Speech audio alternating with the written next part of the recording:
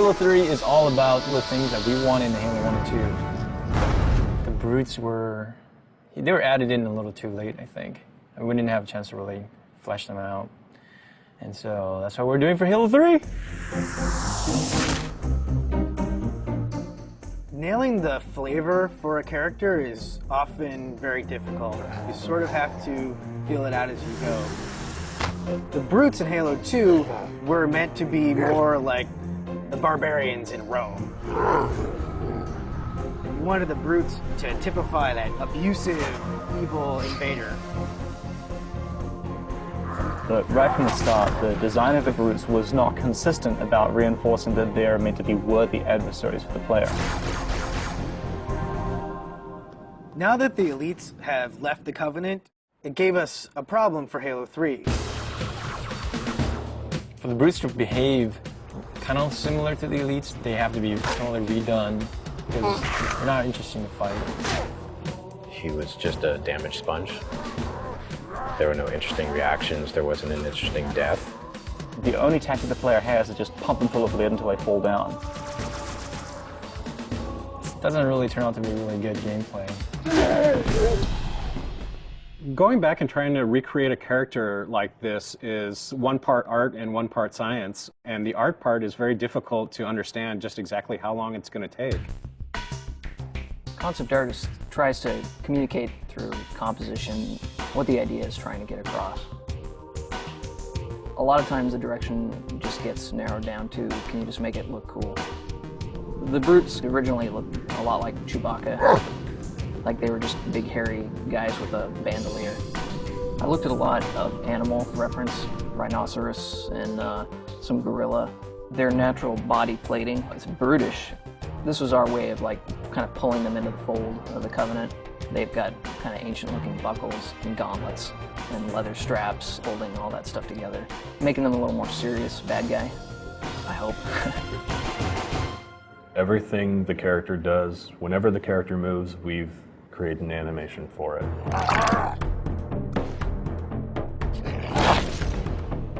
In which way that character moves that kind of makes him unique? These days now we got our animation reference area upstairs.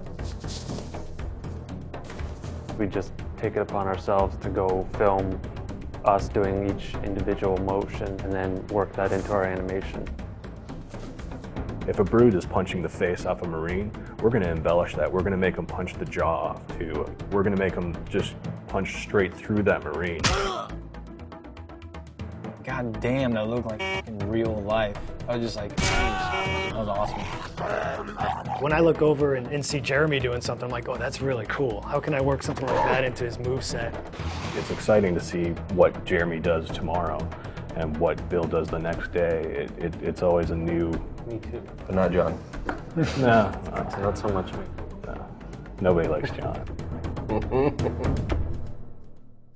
Players who are familiar with the brutes from Halo 2 will notice that these brutes are fully armed, fully equipped, and are not going to be pushovers.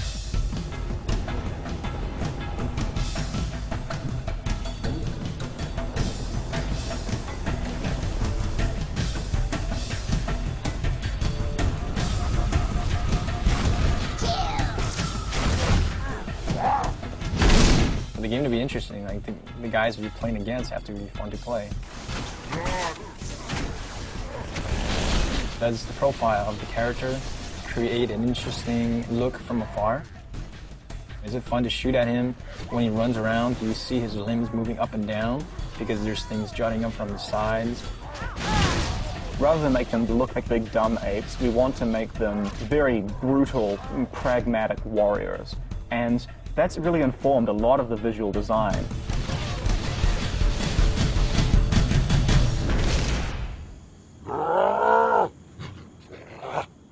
Visually, through the art, we define the different classes. The standard brute has just his normal armor with a very standard helmet. The brute captain has a much bigger headdress. And then the brute chieftains have very elaborate headdresses and very elaborate shoulder pads and armor on them. The interesting thing with some of the ideas that we came up with is not only do we need to figure out how the brutes interact with the other Covenant, but also how brutes interact with brutes. And we developed the idea of the brute pack.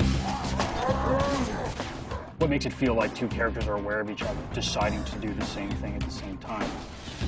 Maybe you're going to come around a corner and see them doing some sort of an activity that has nothing to do with fighting, but is going to give you sort of more insight into what the brute pack mentality is like.